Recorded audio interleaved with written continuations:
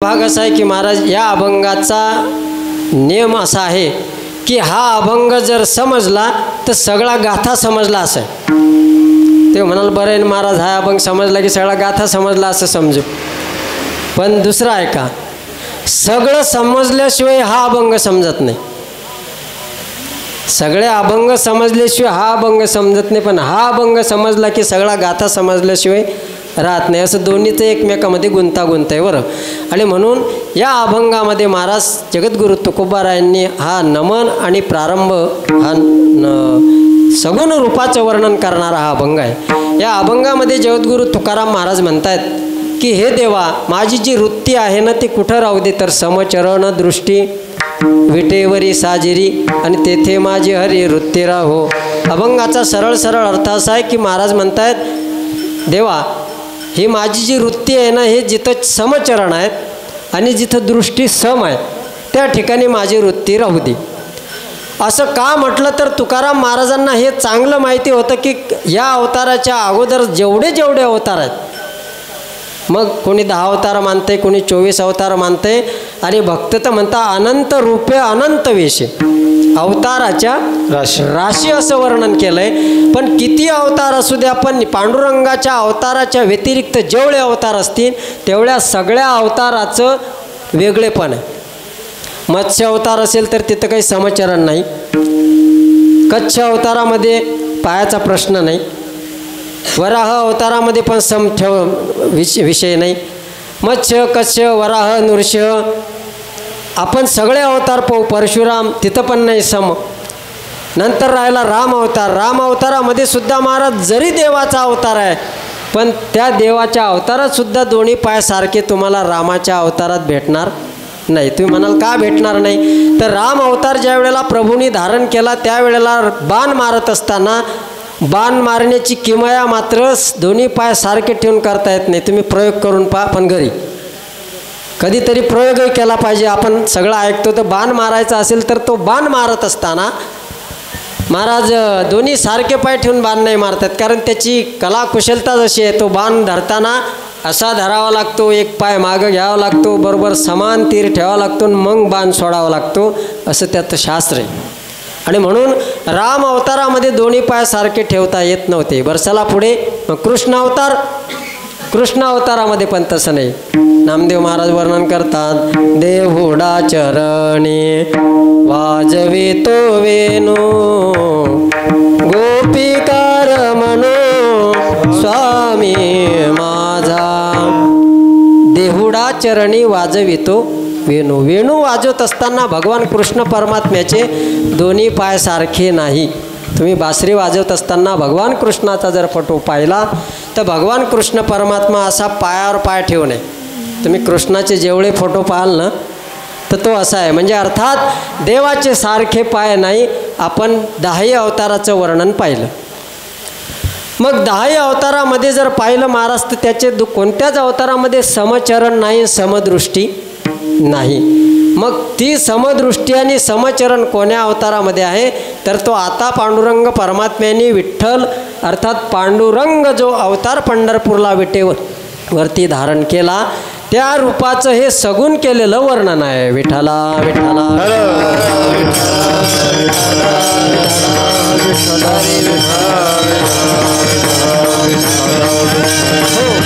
आणि हे सगुण वर्णन याच अवताराचं आहे, कारण पंढरपूरच्या विटेवरच्या परमात्म्याचंच हे वर्णन आहे। हे वर्णन दुसऱ्या अवताराकडे तुम्ही लावूच शकत नाही। का लावू शकत नाही, त्याचं कारण आहे की आपण पंढरीश पांडुरंग परमात्म्याकडे पाहतो त्यावेळेला तो परमात्मा दोन्ही पाय त्याचे सारखे, आता त्याचे पाय सारखे काय, त्याची दृष्टी का सम आहे, त्याच्यामध्ये खूप असा अर्थ आहे। पण आपल्याला जेवढा वेळेमध्ये करता येईल, जेवढा सांगता येईल तेवढा सांगण्याचा प्रयत्न करूया। परमात्मा दोन्ही पाय ठेवून विटेवरती सारखा आहे। तो सारखा असण्याचं कारण महाराज येणाऱ्या जाणाऱ्यांसाठी तो समान आहे। त्याच्याकडे कोणी येऊ, चोखोवर आहे तर सांगतात खट नट यावे शुद्ध होऊन जावे, खट नट यावे शुद्ध होऊन जावे, खट नट यावे शुद्ध होऊन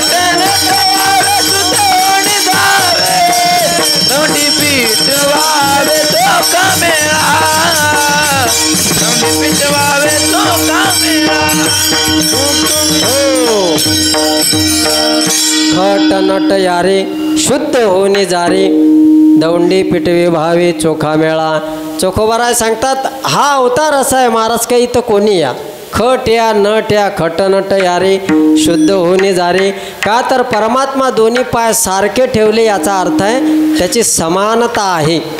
आणि म्हणून महाराज पंढरपूरला कोणालाही बंधन नाही. कोणत्या जातीचा असो, धर्माचा असो, पंथाचा असो, कोणीही असो, ज्याच्या अंतःकरणामध्ये त्याच्याविषयी आदर आहे, भाव आहे, श्रद्धा आहे, प्रेम आहे, विश्वास आहे, तो कोणीही असू द्या, तो परमात्म्याच्या चरणावर नतमस्तक झाल्याच्या नंतर तो त्याचा उद्धार करतो. हे त्याच्या दोन्ही पाय समानतेचं लक्षण आहे. आणि म्हणून समचरण, त्याचे दोन्ही पाय सारखे आहेत.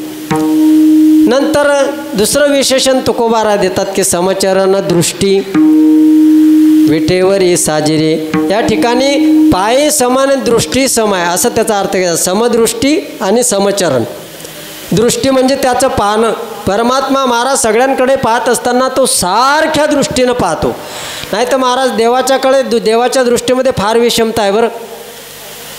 देवाच्या दृष्टीमध्ये फार विषमता आहे महाराज. मी तर आपल्याला सांगेन, आपण नेहमी कथा कीर्तनामध्ये दृष्टांत ऐकतो.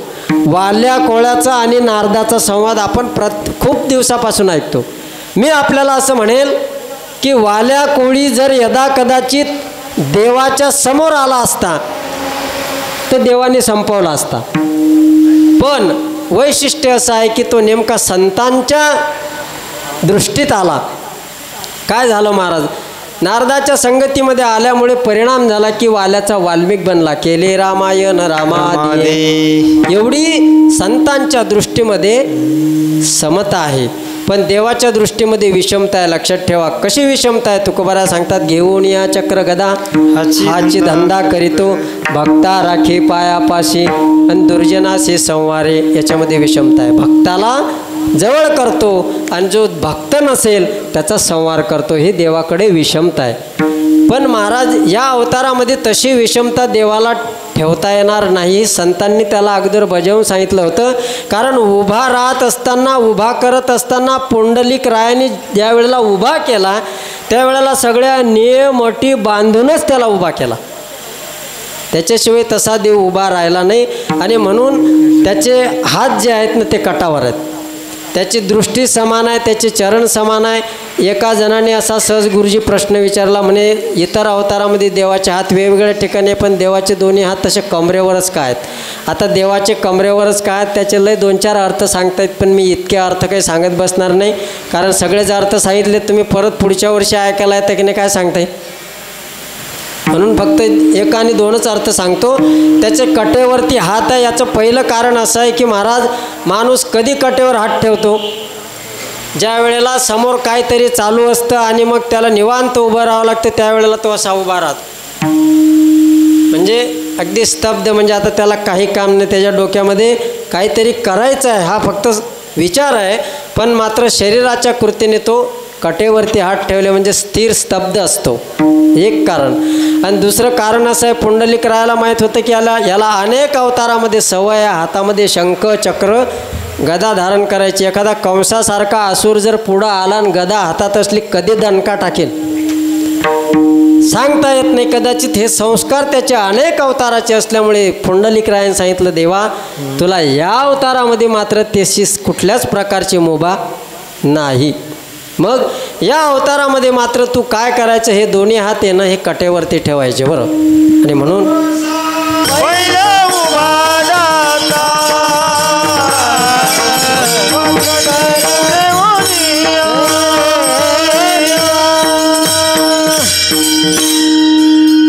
कमरेवर हात अर्थात कटेवरती हात ठेवण्याचे मी 2 कारणं सांगितले होते, पण महाराजांनी आमच्या फार गोड प्रमाण दिलं आणि त्यांच्याही ते आवडीचं आहे आणि माझ्याही ते आवडीचं आहे. कारण त्याच्यामध्ये सुद्धा देवानं कटेवर का हात ठेवले त्याचं कारण सांगितलं. म्हणजे आता तुम्हाला तिसरं कारण सांगता येईल.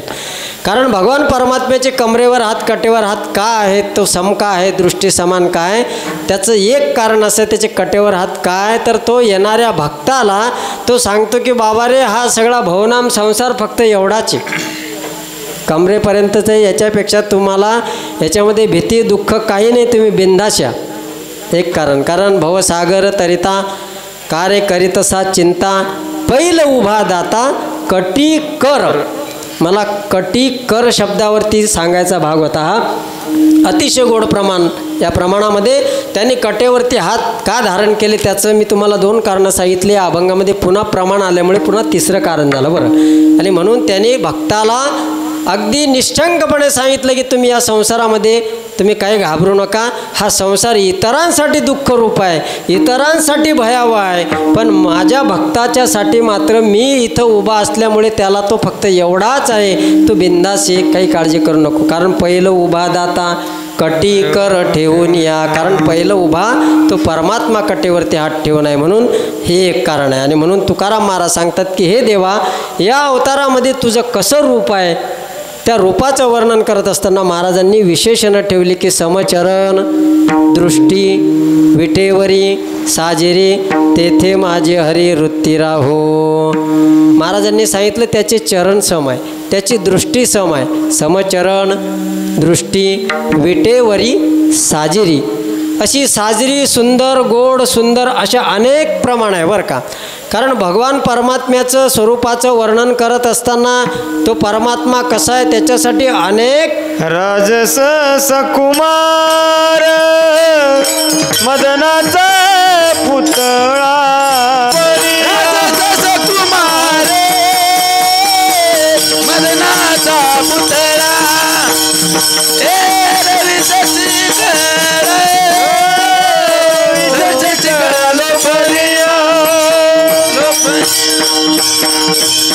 भगवंताचं वर्णन करत असताना तो कसा आहे गोड वर्णन केलं. राजस सुकुमार मदनाचा पुतळा रवी शशिकळा लोपलिया.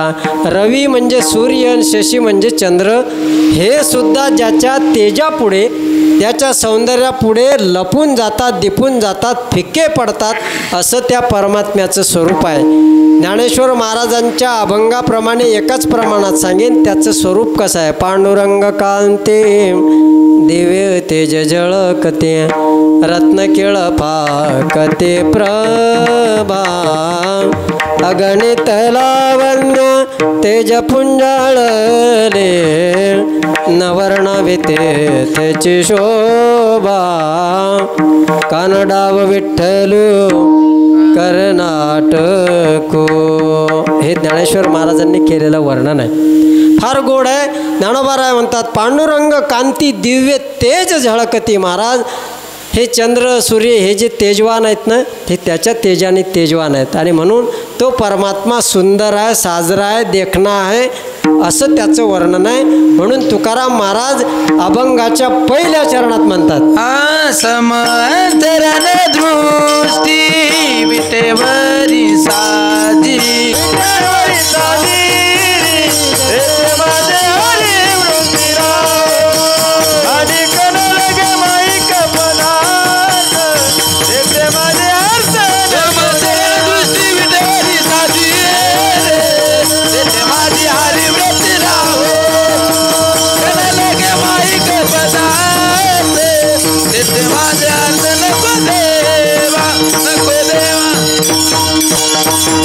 समचरण दृष्टी विटेवरी साजिरी तेथे माझी हरी वृत्ती राहो. हे देवा, माझी वृत्ती याच ठिकाणी राहावी.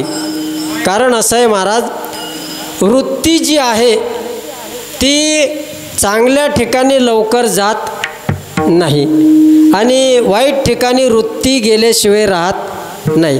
स्वाभाविकता नियम असा आहे महाराज या वृत्तीचं, मनाचं, बुद्धीचं. कारण अंतःकरणाचे 4 भाग आहेत, मन बुद्धी चित्त आणि अहंकार. कारण त्याच्यामध्ये ही वृत्ती राहते.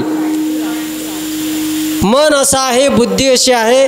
स्वाभाविकता मनाचा नियम असा आहे महाराज की ते कथा कीर्तनामध्ये भजनामध्ये ते लवकर जात नाही.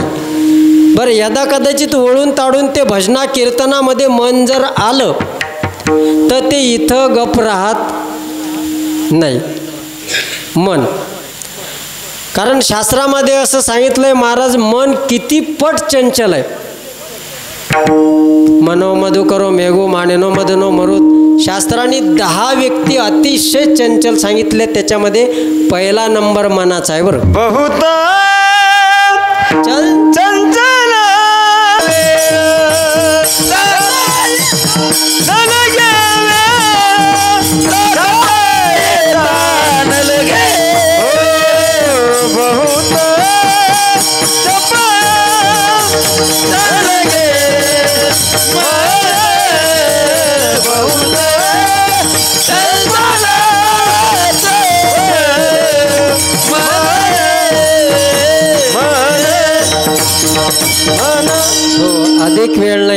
महत्त्वाचा भाग असा आहे की महाराज सांगतात, बहुत चंचल चपळ जाता येता नलगे वेळ. मनाचा वेग इतका आहे ना महाराज, आतापर्यंत सगळ्यांच्या वेगाचं आहे ना, सगळ्यांच्या वेगाचं मोजमाप करता येतं, पण मनाच्या वेगाचं म्हणजे मोजमाप अजून कधी करता आलं नाही.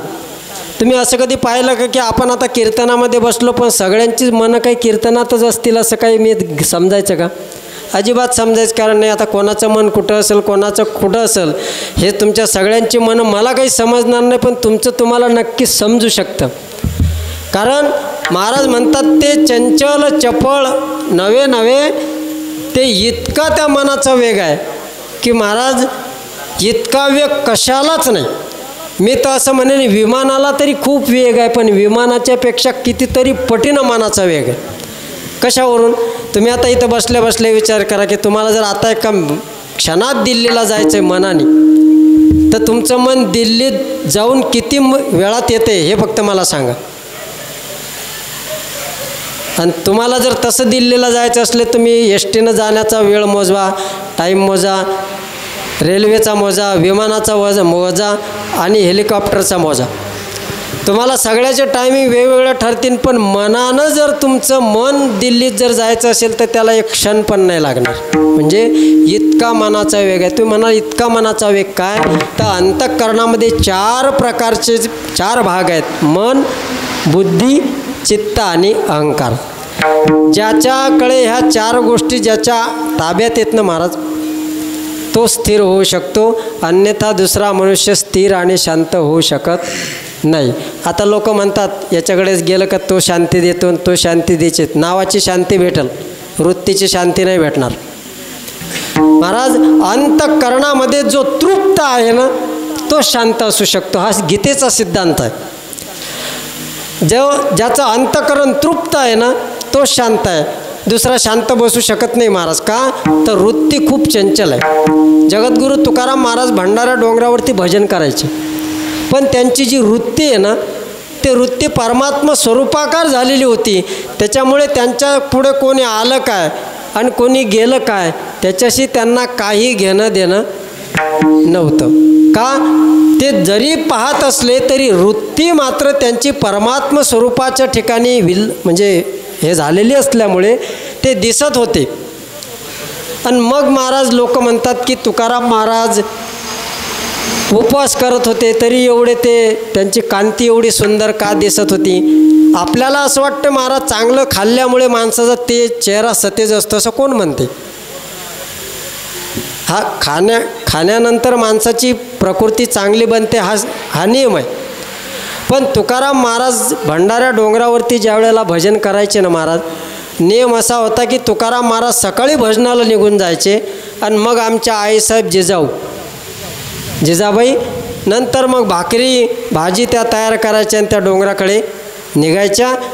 माझा सांगण्याचा भाग एवढाच आहे की महाराज ते भाकर आली काय नाही आली काय, उशिरा आली काय लवकर आली काय, याच्याशी त्यांची वृत्ती स्थिर म्हणजे त्याच्याकडे पाहण्याकरता ते नव्हते. महत्त्वाचा भाग असा आहे. आणि म्हणून त्यांची वृत्ती एकाग्र झालेली असल्यामुळे त्यांच्या भजनामध्ये तुम्ही जर पाहिलं तर तिथं विंचू आलेले दिसले, तिथं सर्प दिसले, तिथं वाघ दिसला आणि तिथं गाय पण दिसली. त्यांचं भजन चालू असताना तुम्ही कधीतरी भंडारा डोंगरावरची प्रतिमा तुकाराम महाराजांची पहा. हे कशाचं प्रतीक आहे? तर महाराजांची वृत्ती हे सामान्य न राहता ती विशेष का झाली? त्यांनी देवाला विनंती केली की देवा माझी जी वृत्ती आहे ना ती इकडे तिकडे राहू देऊ नको.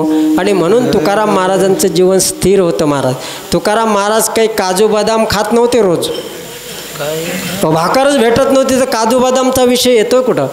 पण अंतःकरण वृत्ती स्थिर झाल्यामुळे महाराज अस्थिरता थांबते आणि त्या व्यक्तीकडे महाराज चैतन्य निर्माण होतं, त्याच्या चेहऱ्यावरती तेज असतं आणि वृत्ती त्याची स्थिर होते.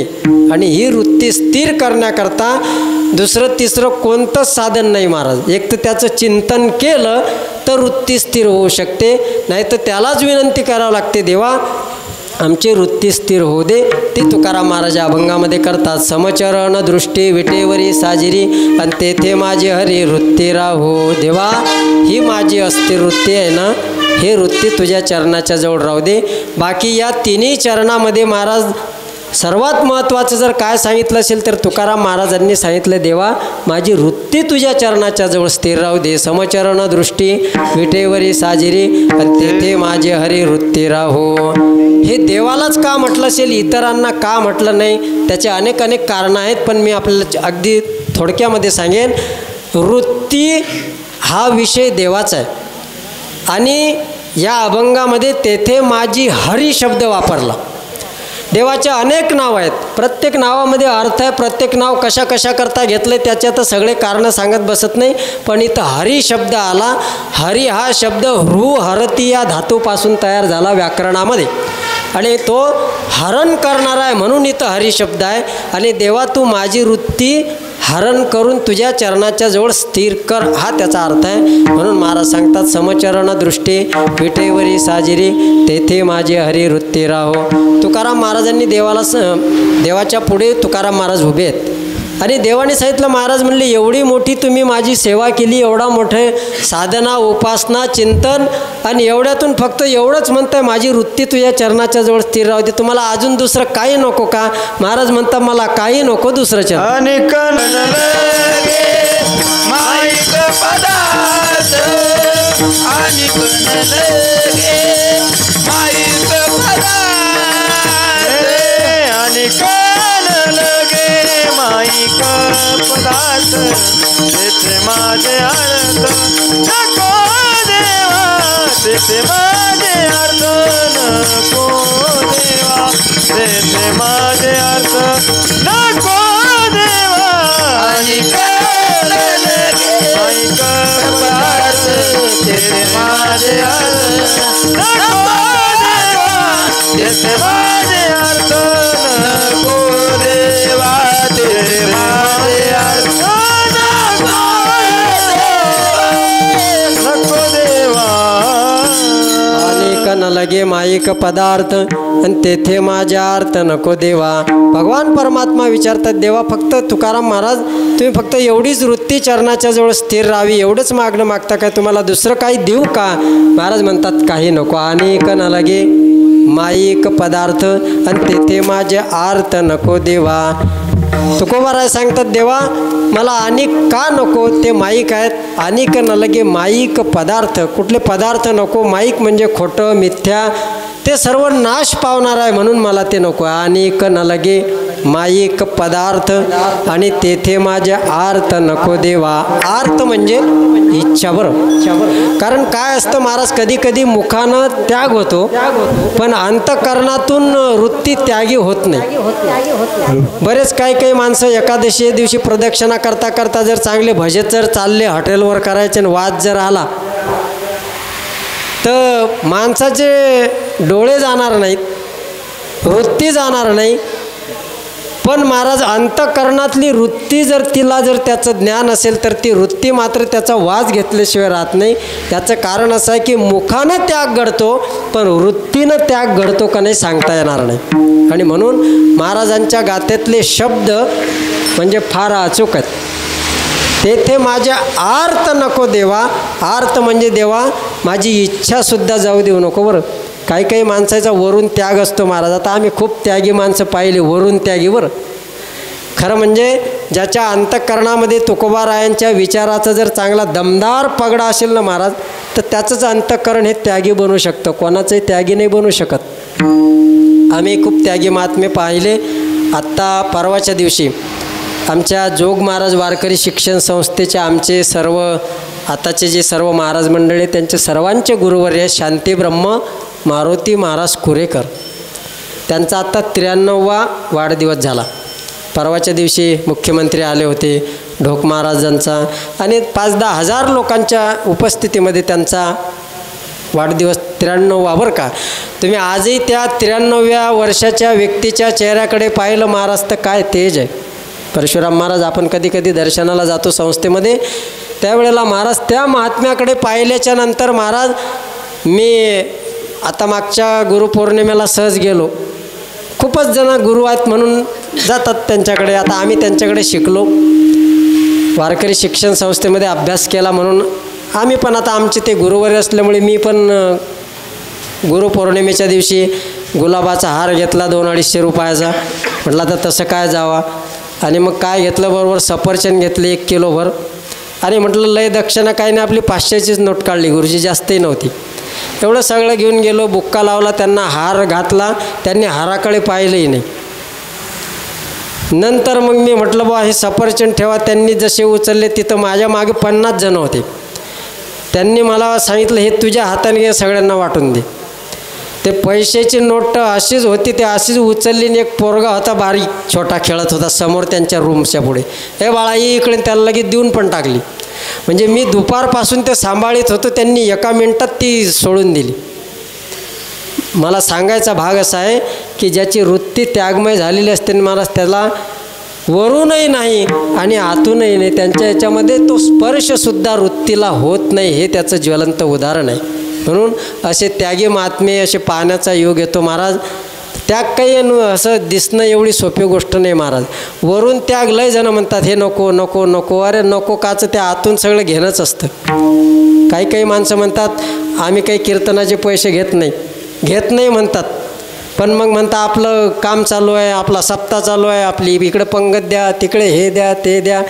म्हणजे मी काही कोणाच्या टीका टिप्पणी करणारातला बुवा नाही बरं का. पण महत्त्वाचं आहे महाराज अंतःकरणाच्या वृत्तीला त्याग म्हटलेला आहे. आणि ज्याच्या वृत्तीमध्येच कुठल्या प्रकारची स्पर्शता नाही, त्याच्या अंतःकरणामध्ये कुठल्याही प्रकारचा त्याला स्पर्श देखील काही करू शकत नाही महाराज. आणि म्हणून महाराज म्हणतात देवा माझी ही वृत्ती तुझ्या चरणाच्या जवळ एकदा का समर्पित झाली की मग मला अनेक न लगे माईक पदार्थ आणि तेथे माझे आर्त नको देवा.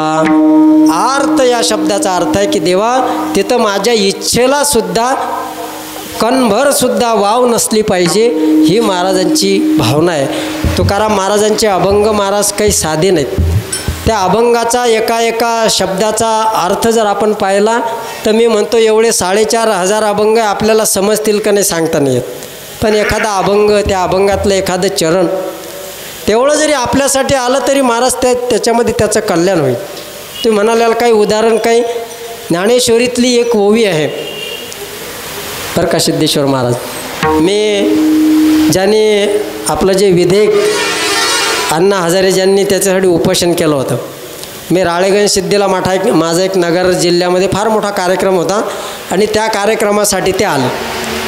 मोठा पारायण सप्ताह होता, 10,000 लोक पारायणाला असतील आणि सांगतेच्या दिवशी ते आले. आल्याच्या नंतर मग आता ते वारकरी आहेत, ब्रह्मचारी आहेत आणि मग व्यासपीठावरती आले. मी म्हटलं अण्णा ज्ञानेश्वरीमध्ये 9,033 ओव्या आहेत, पण त्या अनुषंगाने तुम्ही एखाद्या ओवीच्याबद्दल सांगा ना. तर त्यांनी जे सांगितलं ते फार महत्त्वाचं आहे. ते म्हणले 9,033 ओव्या, एवढ्या ओव्या मला समजतील की नाही, माझी बुद्धी चालेल की नाही सांगता येत नाही, पण मला एका ओवीशी मी थोडासा जवळ गेलो. मग त्यांनी मला सांगितलं, म्हटलं अण्णा ती ओवी कोणती आहे? त्यांनी सांगितलं नगरेचे रचावी जलाशय निर्मावे. त्यांनी ही ओवी निवडली. आणि मग मी म्हटलं अण्णा तुम्ही या ओवीच्या अनुषंगाने जीवनात काय केलं? तर त्यांनी सांगितलं, म्हणले बाळ मी काय केलं, मी एका ओवीच्या अनुषंगाने पाणी अडवान पाणी जिरवा महाराष्ट्रातला पहिला प्रकल्प त्यांनी राबवला.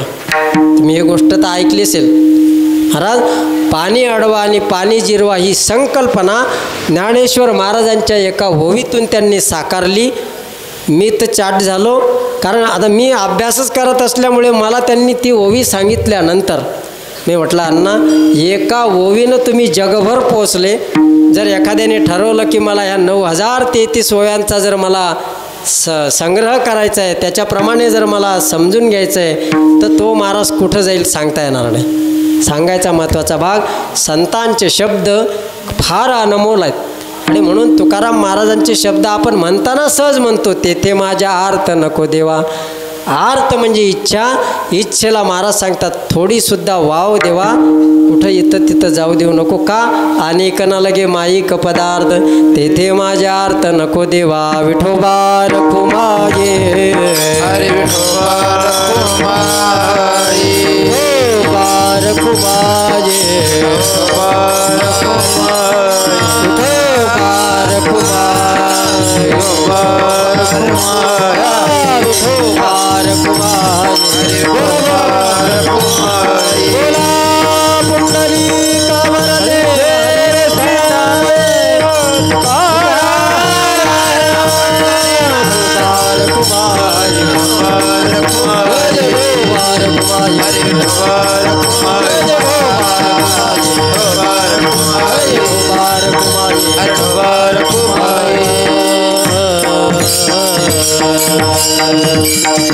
समचरण दृष्टी विठेवरी साजरे दृष्टी विठेवरी साजरे चरण दृष्टी विठेवरी साजरे समचरण दृष्टी विठेवरी साजरे माझे हरी वृत्ती राहो माझे हरी वृत्ती राहो माझे हरी वृत्ती राहो अनेक न लगे माईक पदार्थ अनेक लगे माईक पदार्थ लगे माईक पदार्थ अनेक लगे माईक पदार्थ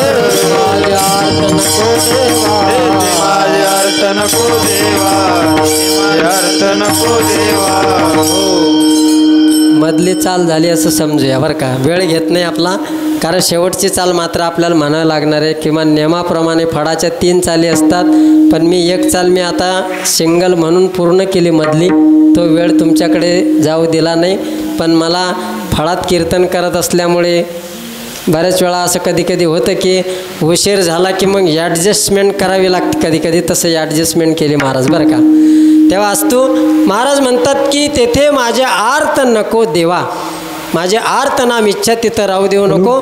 यदा कदाचित तुकोबारायांचा आणि देवाचा संवाद आहे. तुकाराम महाराज देवाच्या पुढे उभे आहेत, पण तुकाराम महाराजांना देव म्हणतायत की यदा कदाचित महाराज ह्या साध्या सुध्या गोष्टी म्हणत असतील, पण एखाद्या प्रापंचिक व्यवहारिक लौकिक याच्यातली तरी गोष्ट महाराजांना देऊया. महाराज म्हणतात देवा अरे मला ह्याच गोष्टी नको आहेत, तर मला व्यवहारातल्या लौकिक गोष्टीचं माझ्या अंतःकरणात इच्छा राहील कशी. मग अशा कोणत्या व्यवहारातल्या गोष्टी आहे. महाराज सांगतात ब्रह्मादिक पदे दुःखाची शिराणी आणि तेथे चित्तजने जडो देसी. महाराजांनी व्यावहारिक आणि लौकिक गोष्टीचं वर्णन करत असताना महाराज सांगतात देवा तू मला देऊन देऊन लौकिकातलं काय दिसील. जे सर्वात उच्च अशा प्रकारचं पद आहे त्याला म्हणतात ब्रह्मपद. ब्रह्मादिक पदे, ब्रह्मादिक ब्रह्माचं पद हे सर्वात मोठं आहे, आणि त्याच्या अनुषंगाने मग इंद्र चंद्र महेंद्र यांची पद आहेत. जसं एखादं कसं मुख्यमंत्र्याचं पद भेटलं की त्याच्यात सगळे पदं येतात, म्हणजे मुख्यमंत्र्याचं पद हे मेन पद आहे. तसं ब्रह्मदेवाचं पद हे मेन पद आहे. ते जर तुकाराम महाराजांना देव देत असेल तर तुकाराम महाराजांनी ते घ्यायला काय हरकत आहे का. महाराज आता सध्या सरपंचाचं पदापासून माणसाची तयारी ते भेटावं. आता अन्न मान आणि धन हा ज्याच्या त्याच्या नशिबाचा भाग आहे. महाराज आपण असं काहीच समजायचं नाही की याला हा मान कसा भेटला आणि त्याला हे धन कसं भेटलं, काहीच कारण नाही. तुकोबारायचं प्रमाण आहे अन्न मान धन आणि हे तो प्रारब्धाधीन. ज्याच्या प्रारब्धामध्ये असेल ना महाराज तर त्याला ते तसं मिळत असते. म्हणून काही कधी कोणाचा हेवा दावा करण्याचा काही कधी प्रयत्न करू नाही. ज्याला मान मिळतो ना त्याला समजायचं की हे त्याच्या नशिबामध्ये आहे. आता बरेच लोक म्हणत होते का मोदी साहेबांना तिसऱ्यांदा कसं काय पंतप्रधान पद. अरे पण त्यांच्या नशिबात तो मान असेल. मी काही कोण्या पक्षाचा नाही बरं, नाही तर हे नाव घेतलं म्हणजे महाराज म्हणतात तुम्ही काय त्या पक्षाचे आहे का काय. आम्हाला काही नाही, आम्ही सगळ्या पक्षाचे, कोणताच पक्ष आमचा नाही, लक्षात ठेवा बरं.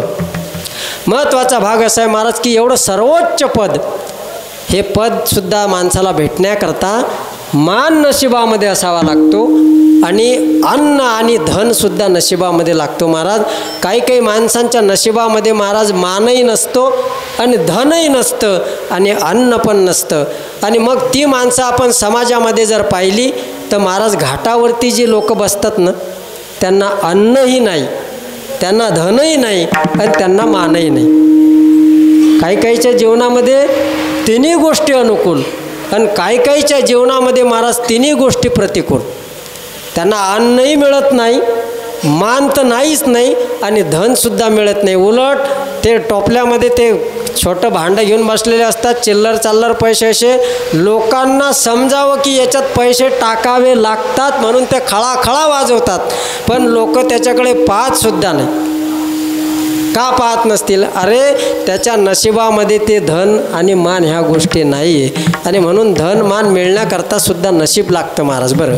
आणि म्हणून सांगायचा मुद्दा असा आहे की सरपंच पदसुद्धा मिळणं अशक्य गोष्ट आहे.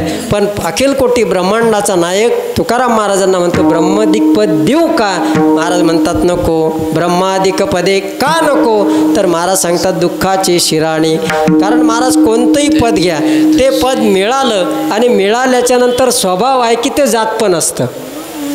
कोणतंच पद काही कोणाकडे कधी कायमस्वरूपी राहत नसतो. आतापर्यंत आपल्या जगाचा देशाचा इतिहास जर पाहिला तर सगळे पदं बदलतच गेली. आतापर्यंत कितीतरी पंतप्रधान झाले, कितीतरी राष्ट्रपती झाले, कितीतरी मुख्यमंत्री झाले, कितीतरी अनेक पदं बदलत गेली. ती स्थिर राहत नाही. का स्थिर राहत नाही महाराज? नियम आहे की परिवर्तन हा जगाचा नियम आहे आणि म्हणून ते स्थिर राहत नाही. महत्त्वाचा भाग असा आहे, महाराज सांगतात की मला हे कुठलीच पदं नको आहेत. ब्रह्मादिक पदे दुःखाची शिराणी. ती पदं मिळाली की माणसाला आनंद आहे, पण गेली की दुःख आहे. आणि म्हणून महाराज सांगतात की ब्रह्मादिक पद नको आहे. ब्रह्मादिक पदे दुःखाची शिराणी. गेलं की दुःख होते महाराज. काही माणसांना महाराज एखादी गोष्ट मिळाली आणि मिळाल्याच्या नंतर त्यांना असं वाटतं की ती जाऊच नाही, पण त्यांना हे माहीत नाही की ती गेल्याशिवाय राहत नाही. पण गेल्यानंतर मग होतं काय? माणसाला दुःख होतं. म्हणून महाराज सांगतात ब्रह्मादिक पदे दुःखाची शिराणी. ते चित्तजनी जडू देसी. तिथं माझं चित्त जडू देऊ नको. म्हणजे स्पर्शसुद्धा माझ्या चित्ताचा तिथं होता कामा नये. हे महाराजांनी लौकिकतेच्या बाबतीमध्ये वर्णन केलं. का हो महाराज, तुम्ही एवढं ब्रह्मादिक पद, एवढं सर्वोच्च पदाच्या बद्दल जर तुम्ही नाकारताय, याचा अर्थ तुम्हाला त्याच्यातलं काहीतरी वर्म कळलं असेल, त्याच्याशिवाय तुम्ही ते नाकारू शकत नाही. अभंगाच्या शेवटच्या तुका म्हणे ते कळले आमावर, तुका म्हणे कळले आमावर. का नको? महाराज सांगतात की तू देवा आम्हाला लौकिकातली ब्रह्मादिक आदी सर्वोच्च पद जरी देवा तू देशील तरी ते पद नको आहेत. ब्रह्मादिक पदे दुःखाची शिराणी. ते चित्तजने जडू देशी. का नको तिथं चित्त जाऊ देऊ? कारण त्याचं आम्हाला सगळं वर्म कळलेलं आहे. तू का म्हणे त्याचे कळले आम्हा वर्म, म्हणजे जे कर्म धर्म नाशिवंत. महाराज कुठल्याही गोष्टीत एकदा वर्म कळलं ना का मग माणसाचं त्याच्याविषयी अनास्था निर्माण होते बरं का. 1-2 मिनिटामध्ये दृष्टांत देतो, बरोबर 11ला आपली सेवा पूर्ण करतो. कारण एक चाल अजून घ्यायची आहे, तेव्हा अगदी 5-10 मिनिटामध्ये आपली सेवा आपल्याला पूर्ण करायची. जरी 9:30ला सुरुवात झाली तरी 9 ते 11 या नियमाप्रमाणे 11पर्यंत आपल्याला सुट्टी देण्याचा प्रयत्न करतो. काही काळजी करू नका. महत्त्वाचा भाग असा आहे की तुका म्हणे त्याचे कळले आम्हा वर्म. कुठल्याही गोष्टीचं वर्म ज्या वेळेला माणसाला कळेल, मग ते कशाही क्षेत्रातलं असो. आमचे गुरुदेव शांतीब्रह्म कुरेकर महाराज, त्यांचं मगाशी स्मरण झालं, ते कायम दृष्टांत सांगायचे. कोणती गोष्ट त्या गोष्टीविषयी, त्या व्यक्तीविषयी, त्या पदार्थाविषयी माणसाला त्याचं वर्म कळलं की मग माणूस त्याच्याविषयी अनास्था, म्हणजे त्याच्याविषयी तो निष्काम तयार होतो. त्याशिवाय तो होत नाही बरं का. ते दृष्टांत सांगायचे. पूर्वीच्या काळामध्ये एक जावई सासरवाडीला आला. खरं म्हणजे हे सासरवाडीच्या आणि सासू जावयाच्या गोष्टी सांगत नाही, पण आता माझा मुद्दा असा आहे की आपल्याला वर्म सांगितलं पाहिजे. आणि मग ते वर्म काय आहे तर जुना काळ, जावई सासरवाडीला आल्याच्या नंतर महाराज दुपारी स्वयंपाक सुरू झाला. 4-5 वाजताच जेव घालायचा आहे जावयाला. पण पूर्वीचा काळ म्हणजे गॅस नव्हता. त्या सासूबाईने काय केलं, चूल पेटवली. नेमकं पाऊस झालेला होता, लाकडे थोडीशी ओलेच होती आणि मग ती चूल कशी बशी पेटवली. परिणाम असा झाला महाराज की ते पेटता पेटता अर्धा-पाऊण तास निघून गेला. आता सासूबाईला असं वाटलं आता नेमकं करावं तरी काय. मग तिने चपात्या केल्या, भात केला, भाजी केली. आता केली पटपट सांगतो. आणि तिला असं वाटलं गोळ आयटम कोणता करावा, तेव्हा काही रेडीमेड जिलेबी भेटत नव्हती. मग तिला असं वाटलं आपल्या घरी दूध आहे, मग दुधाची बासुंदी करावा आणि जावायला लवकर जेवण करून त्याला मार्गस्थ करावा, हा तिच्या डोक्यामध्ये हा मुद्दा होता. पण काय झालं महाराज, तिने मग सगळं करून ठेवलं. ते दूध ठेवलं, साखर टाकली, काजू बदाम साखर टाकून ती असं वेलायची वगैरे टाकून ती बासुंदी अशी पळीने ते हलवत होती. पण परिणाम असा झाला की ती सकाळपासून त्या चुलीजवळच होती आणि तिला 4-5 दिवस अगोदरपासून तिला सर्दी खूप झालेली होती. त्याच्यामुळे त्या धुराणीन त्या वासानीन त्यांनी त्या सर्दीने अजून जास्त कार्यक्रम तिचा अतिशय हे झाला. आणि मग काय झालं महाराज की ते बासुंदीमध्ये ते पळी हलवता नेमकं तो धूर नाकात जायचा. तिने बऱ्याच वेळा तो नाकातला पदार्थ ओढण्याचा खूप प्रयत्न केला, पण तो काही मर्यादेपर्यंत वर गेला. आणि एकदा जेव्हा त्यांनी खाली उडी मारली, मग दुसरं त्याला खाली नव्हतंच ना काही पातेल्याशिवाय. मग तो पदार्थ नेमका त्या पातेल्यामध्ये पडला, म्हणजे अर्थात बासुंदीमध्ये पडला. नेमका जावई सकाळपासून उपाशी होता आणि त्याला लवकर जेवायचं होतं, लवकर जायचं होतं महाराज. तो नुसता खिडकीतून सारखा पाहायचा काय झालं, कारण भात झालता, भाजी झालती, चपात्या झालत्या, फक्त बासुंदीच राहिली. तो म्हणला बस एवढी बासुंदी झाली की मी जेवणार. त्याच्या डोक्यात होतं की 5-10 मिनटामध्ये आता हे बासुंदी होईल. पण महाराज नेमकं काय झालं, त्यांनी खिडकीतून पाहायला आणि सासूबाईच्या नाकातला तो माल त्याच्यामध्ये पडायला त्याची नजर एकच झाली. आणि मग महाराज ती बासुंदी वगैरे सगळी झाली. सासूबाई बिचारी आपली साधी भोळी होती, श्रद्धा तिची आतूट होती. मग तिने काय केलं, घाईघाईने सगळंच आतमध्ये आणलं.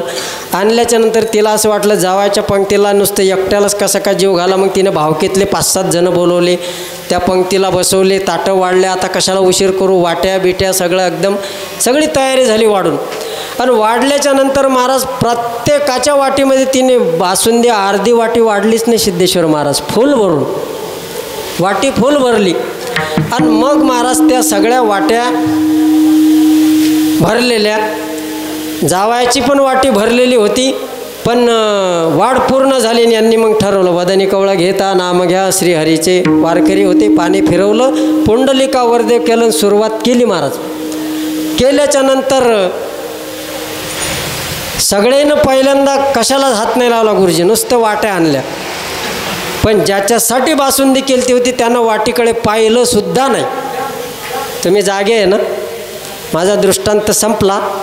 मला सिद्धांत फक्त एवढाच सांगायचे, बाकीच्यांनी वाट्या का आणल्या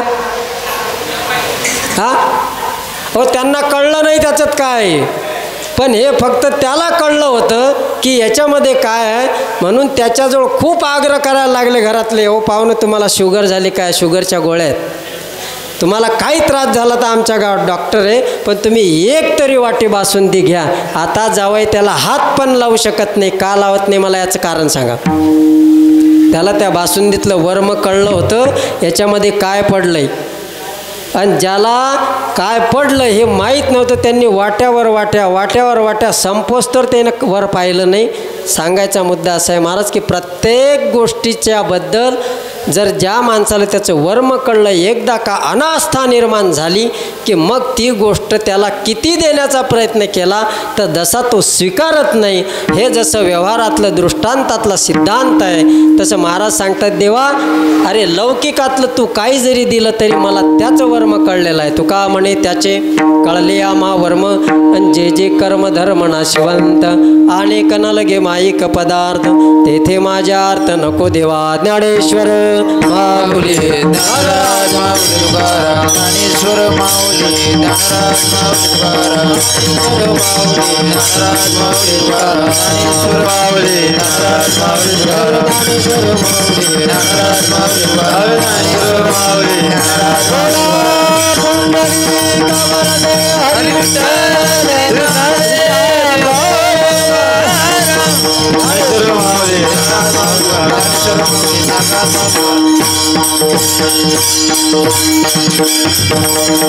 समचरण दृष्टी विटेवरी साजरी, तेथे माझे हरिवृत्ती राहो. अनेक न लगे माईक पदार्थ, तेथे माझ्या अर्थ नको देवा. ब्रह्मादिक पदे दुःखाची शिराणी, तेथे दुश्चित्त जनी जडो देसे. तुका म्हणे त्याचे कळले आम्हा वर्म, जे जे कर्म धर्म नाशिवंत अनेक न लगे माईक पदार्थ, तेथे माझ्या अर्थ नको देवा.